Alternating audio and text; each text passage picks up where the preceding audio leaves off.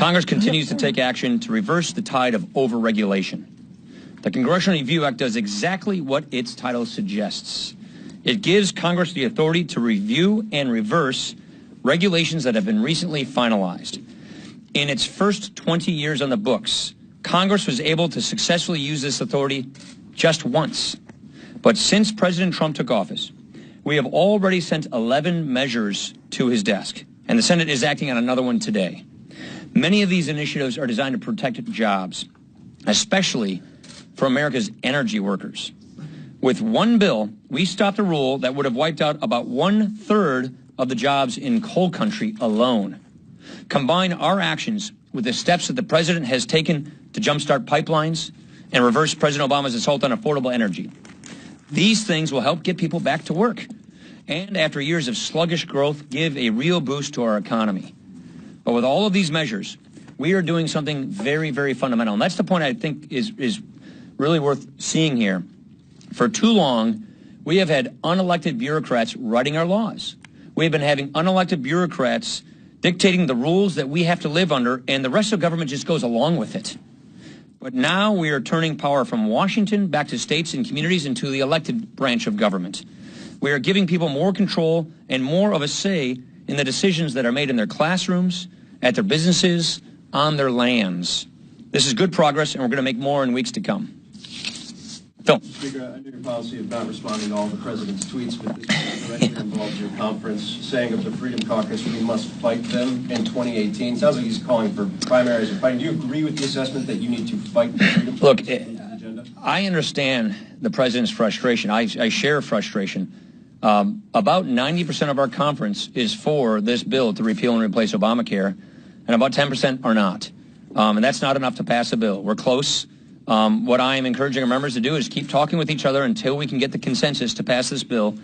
But it's very understandable that the president is frustrated that we haven't gotten to where we need to go, because this is something we all said we would do. And so he is just expressing his frustration. You all know that he does that in various forums, including Twitter, and I understand his frustration. The Senate today is moving forward with their Russia investigation, exposing the real immediate danger that Russia poses to America's democracy, while the House committee seems to be bogged down in politics, focusing more on the president's tweets. Yeah. Is the House committee missing the big picture here? I want the House committee to have a full and thorough and bipartisan investigation, get everything out there, follow the facts wherever they go, and get to the truth. That's going to take some time, and I'm confident they're going to do that. I think you're right. This has gotten a little political. Let's take a pause, and let's just get all the evidence, all the documents, and find out what happened. And what I'm worried about with Russia is you've got elections coming online in Europe, this year. And so the Russians clearly are trying to meddle in other countries' elections. We have to help our allies prevent that from happening and uncover it. We have to find out what they try to do here. We've got to make sure we get to the bottom of that, and wherever the facts go. But then we also, in my opinion, need to do more to help our allies guard against this invasion into their democracy from Russia. Juan. Thank you, Mr. Speaker. A number of Republicans I spoke to this week said that you need the $880 billion from Medicaid savings from the health care bill in order to lower the revenue baseline and achieve significant it's the other way around. It's not the Medicaid. It's the revenue. It's the... You know how this works, Wong. You're a budget guy. Nicholson, you guys... Do you agree that there is a direct correlation between the Medicaid... No, there is not a direct correlation. That's not correct. So somebody's misunderstanding how baselines work around here.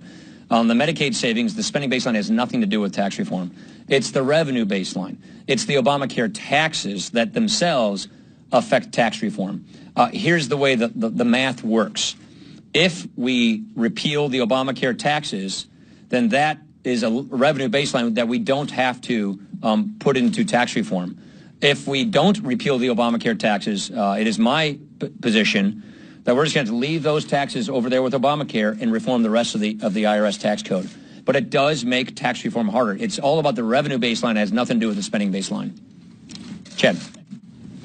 Explain this idea of not wanting the president to work with Oh, yeah, sure. On the healthcare here, but also when, some of us just talked to Chris Collins, big Trump ally, and he says, the next time that the Freedom Caucus calls the Tuesday group, we should hang up the phone. He says we're not going to hit healthcare again until 2019. You say we're close. Why should anyone believe that? Well, because about 90% of our conference is there, and about 10% are not. 90% doesn't get you there if you do. That's exactly right. But what 95 does. So that's why I say we're close, because we are.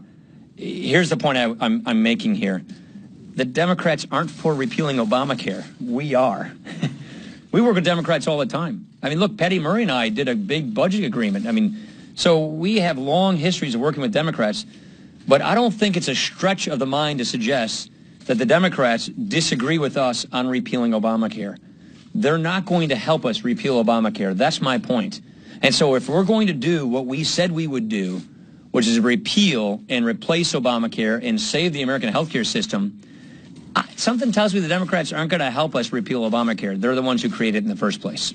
Yeah. Mr. Speaker, on fiscal 17, will you send an 11 bill omnibus to the House? Will it fund the wall, and will it contain?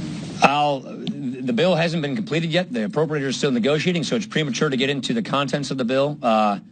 We've already done DOD, so there's 11 other bills that we would pass. The question is it one bill, two bills?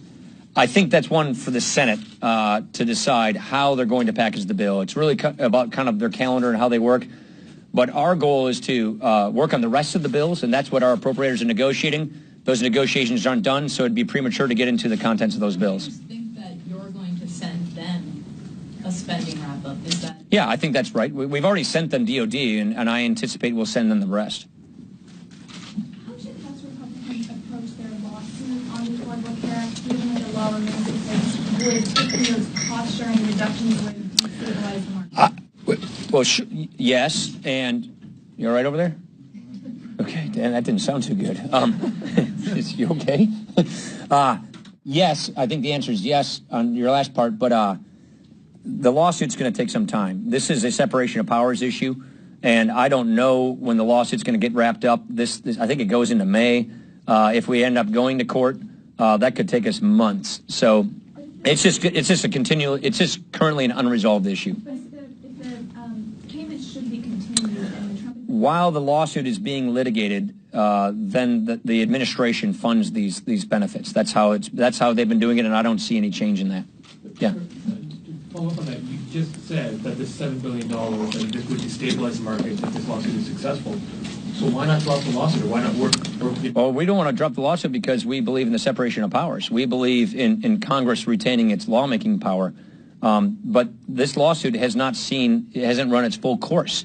While this lawsuit is running its course, the administration is exercising their discretion with respect to CSRs. Our plan A here is to repeal and replace Obamacare and have that transition occur where these markets are stabilized, and that's what we hope to achieve. Last Yeah. question. So the health bill seems to be a little bit in limbo, and you're encouraging members to talk to each other. Will you commit that there will be another vote on this bill or a similar bill? I'm not going to commit to when and what the vote's going to look like, because it's my job to help make sure that House Republicans can coalesce and come together and draw consensus. What I'm encouraging our members to do is figure out what solutions get us to a bill that everybody can vote for and pass. That's the kind of conversations that are occurring. This is too big of an issue to not get right. And so I'm not going to put some kind of artificial deadline on saving the American healthcare system from an oncoming collapse. I just think it's too important. Let's forget about all the Beltway talk here and think about there are families that are hurting. There are families that aren't getting the kind of healthcare they need. Premiums are going up double digits.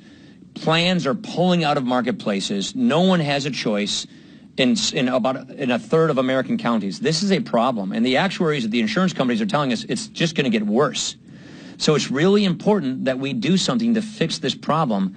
And that's going to take us to continue to work to get consensus. And I'm not going to put a timeline on it because I just want to make sure that we get this done right. Thank you very much, everybody. Appreciate it. Thank you.